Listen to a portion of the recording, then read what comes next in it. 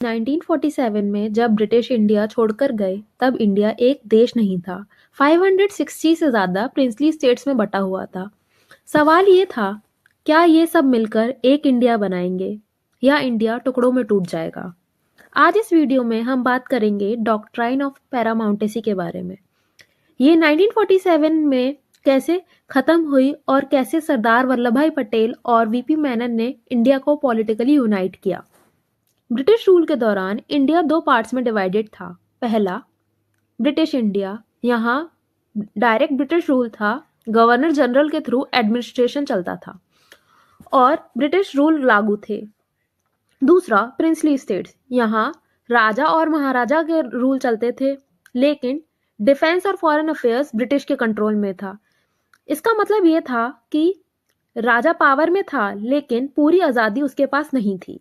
इस सिस्टम को कहा गया डॉक्ट्राइन ऑफ पैरामाउंटेसी।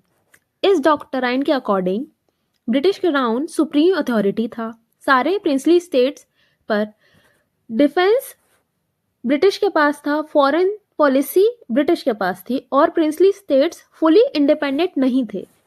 सिंपल शब्दों में कहें तो राजा रूल करते थे, लेकिन रिमोट कंट्रोल ब्रिटिश के हाथ में था।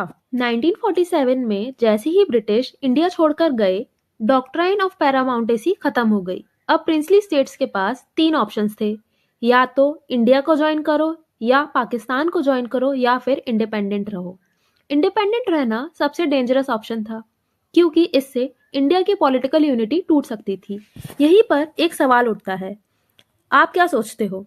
अगर प्रिंसली स्टेट्स को इंडिपेंडेंट रहने दिया जाता तो क्या इंडिया आज एक स्ट्रॉन्ग नेशन होता? कमेंट में लिखो यस या नो। अगर आप हिस्ट्री को सिर्फ रटना नहीं बल्कि लॉजिकली समझना चाहते हो तो ये वीडियो को लाइक करो और चैनल को सब्सक्राइब करो। यहीं पर एंट्री होती है इंडिया के आयरन मैन सरदार वल्लभ भाई पटेल की। पटेल के पास स्ट्रॉन्ग पॉलिटिकल विल थी और एक क्लियर विजन था इंडिया को एक रखने का। उनके साथ थे वीपी मेनन, जो इस पूरे इंटीग्रेशन प्रोसेस के स्ट्रेटेजिस्ट थे। वीपी मेनन ने ड्राफ्ट किया इंस्ट्रूमेंट्स ऑफ असेशन, जो प्रिंसली स्टेट्स को इंडिया में मर्ज करने का लीगल टूल बना। इंस्ट्रूमेंट ऑफ असेशन के थ्रू स्टेट्स ने तीन सब्जेक्ट्स इंडियन यूनियन को दिए, defence, foreign affairs and communication. इसी प्रोसेस के through majority princely states peacefully India का हिस्सा बन गए। अब हम कुछ केस स्टडीज देखते हैं। जूनागढ़ का रूलर मुस्लिम था, जबकि वहां की पॉपुलेशन हिंदू थी। रूलर पाकिस्तान ज्वाइन करना चाहता था, लेकिन प्लेबिसाइड के बाद जूनागढ़ इंडिया का हिस्सा बन गया। हैदराबाद का निजाम इंडिपेंडेंट रहना चाहता था। लॉ एंड ऑर्डर सिचुएशन बिगड़ गई और फाइनली 1948 में ऑपरेशन पोलो के थ्रू हैदराबाद इंडिया में मर्ज हुआ। कश्मीर स्ट्रेटेजिकली बहुत इंपॉर्टेंट था। ट्राइबल इन्वेजन के बाद महाराजा ने इंस्ट्रूमेंट ऑफ असेशन साइन किया और कश्मीर इंडिया का हिस्सा बन गया।